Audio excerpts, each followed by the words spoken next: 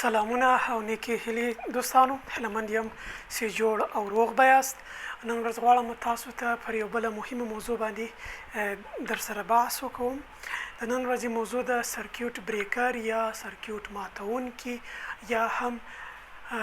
لکه څنګه چې تاسو وینئ دغه ته موږ تاسو چې دا MCB ده، دا هم یو سرکیوټ بریکر ده. نن غواړم پر دغه سرکیوټ بریکر باندې یا د دې په ډولونو باندې او د دې په ارزښت باندې در سره وغږېږم چې دا زموږ تاسو لپاره څومره ګټې لري که چیرې موږ تاسو دا په صحیح ډول موږ تاسو د برق وایرینګ او سیسټم کې ورڅخه استفاده وکړو. نو عموما موږ په لکه څنګه چې موږ تاسو برېښنا چې پوهیږئ چې موږ تاسو لپاره خورا خطرناکه ده که چیرې موږ تاسو هغه په صحیح ډول باندې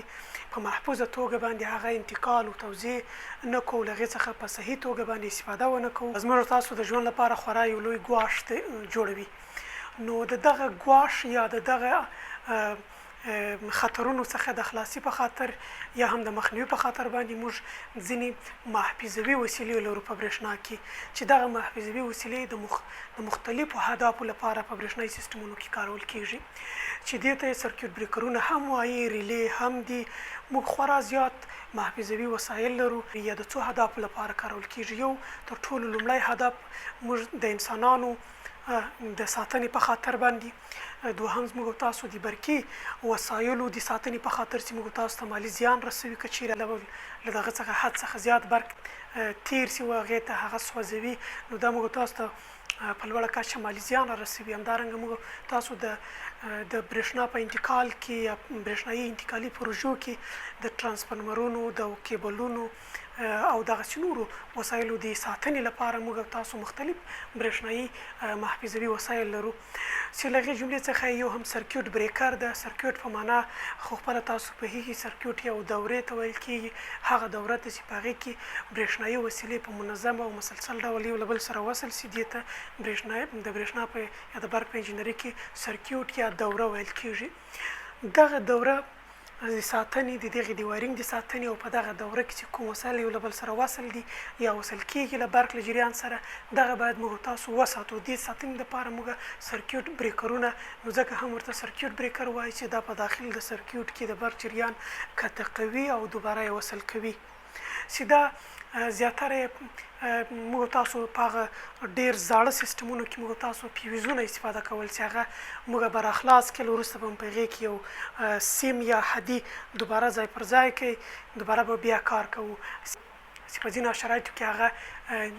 د انسان او ځینې وسایلو د ساتنې لپاره زیات کار نه کوي یا په منظم ډول نشي کولی چې ځینې وسایل وساتي. خو موږ تاسو نور په دغه موډرن دغه کې ټکنالوژي اوس چې تقریبا 10 کاله 20 کاله مخکې موږ تاسو استفاده کوو،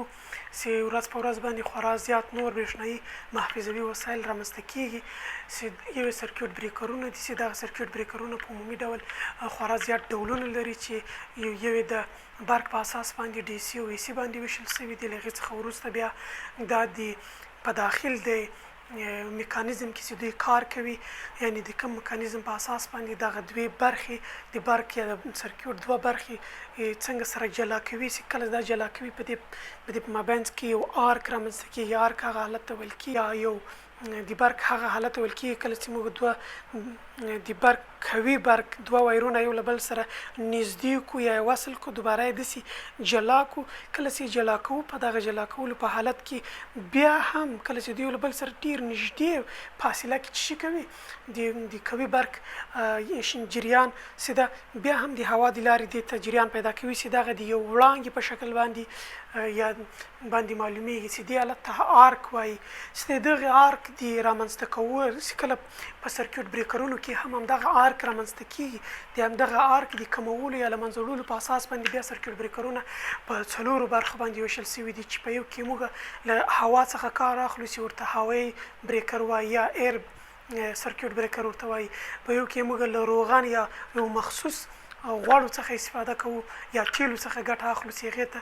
د تیلو سرکټ بریکر یا آیل سرکټ بریکر ورته وایي. F6 غاز ورته وایي چې په دې کې موږ د غاز څخه استفاده کوو تر څو دغه ارک له منځه یوسي چې همدغه سرکټ بریکرونه د SF6 غاز په نامه یا SF6 غاز په نامه یادېږي. همدارنګه موږ د وای کم څخه استفاده کوو چې ځینې سرکټ بریکرونه د وای کم سرکټ بریکر په نامه یادېږي.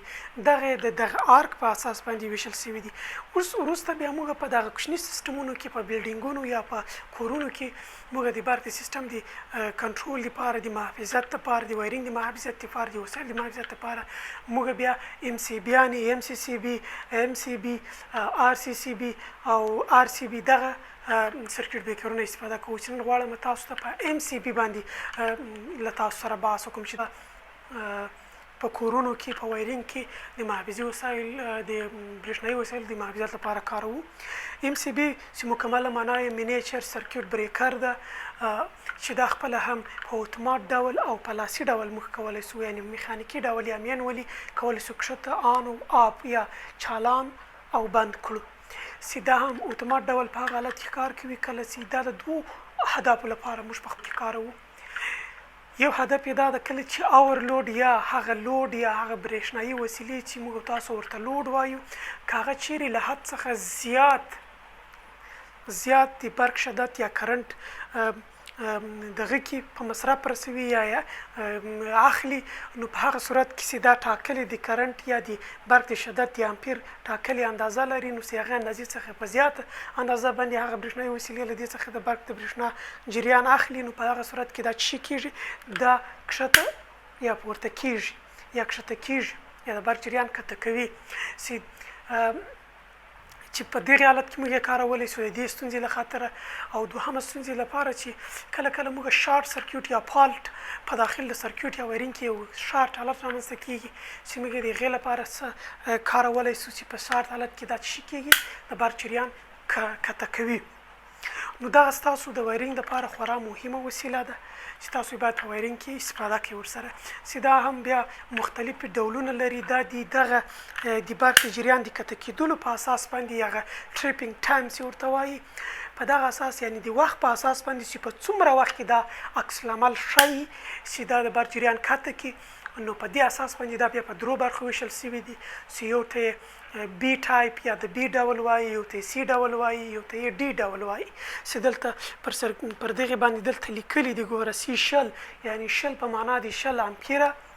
یعنې شل په معنا د شل امپیره او سی په معنا چې دا د سی ډول ده یعنې د سی ټایم چې دلته بیا وروسته زه راځم چې د بی ډول چې ده دا د دې د وخت په اساس باندې په بي او سی باندې ویشل شوي دي یعنې د وخت د کښته کولو وخت چې د دغه برېښنا په جریان کښته کوي چې په څومره وخت کې دا د برق برېښنا کښته کوي کله چې یو خطر یا کوم دغه شارټ حالت په سرکټ کې رامنځته شي یا په داخل د وایرینګ کې نو په دغه اساس باندې په بي او سی او ډي باندې ویشل شوي دي چې بي له 3 ثانیو څخه تر 5 ثانیو وخت نیسي په دغه منځ کې چې شي کوي دا جریان کښته کوي. سی چې دا بیا څه کوي دا پر له 5 څخه تر 10 ثانیو پورې وخت نیسي او ډي چې دا بیا تر 10 څخه تر 20 ثانیو وخت نیسي تر څو د برق جریان کښته کړي چې دغه د وخت د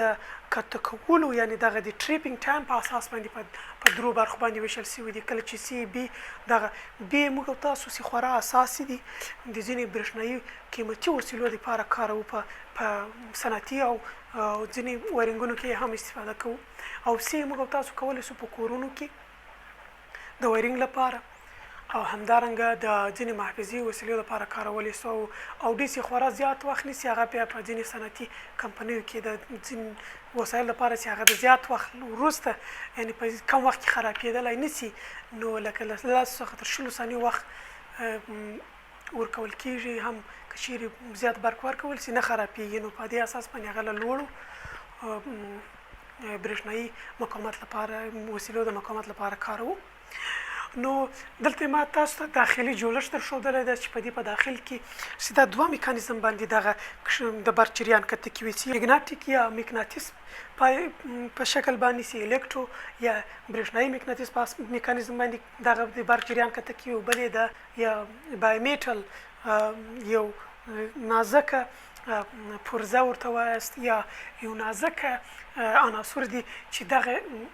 دغه ته بایټ میټل وایي چې دا هم دا بیا د حرارت په اساس باندې کله چې په دې کې حرارت زیات سي نو بیا چې د برق جریان کته کوي چې په دې دوه میکانیزم په اساس باندې د برق جریان په داخل کې کته کوي چې داخلي جوړښت دا د دې کې بیا دوه دني کانټاکټ یا موجود دي چې دغه کانټاکټ دي چې یو ته فکس کانټاکټ هغه فکس وي یو چې دغه په داخل کې کښته پورته کېږي دې ته شي وایي مووینګ یا حرکت لرونکی یا متحرک کانټاکټ ورته ویل کېږي او دغه ته خو ما درته ویل چې بایټ میټل سټریپ ورته وایي او دغه ته کوایل یا دغه میګناټیک ته په دې شکل باندې کله چې دلته د برق جریان راسي دغه الکترومګناټیک یا برېښنایي مقناطیس رامنځته کوي چې په دې مقناطیس کې یو نازک سیم یا یو نازک دغه یو دغه لري کله چې دلته مقناټیک رامنځته سي یا مقناطیس دغه دغه ځان ته د کښتې خواته چې کوي ټیله کوي په دې اساس باندې دا چې کوي دا د برق جریان کته کوي او یو د حرارت په اساس باندې او دغه سمبول د مثلا ډایاګرام په اساس باندې موږ تاسو په دې شکل سمبولونو باندې کولای شو چې پیژنو په ډایاګرام کې اوس غواړم تاسو په هم د دې داخلي جوړښت ته چې غواړم دا راخلاصه کړم چې په داخل کې هر پرځه تاسو ته دروښیم نو وروسته به بیا راځو او دې ته ام سی بي وایي لکه څنګه چې ما تشریح ور باندې دار کړ چې دا مختلف ډولونه لري د ټایم ټریپینګ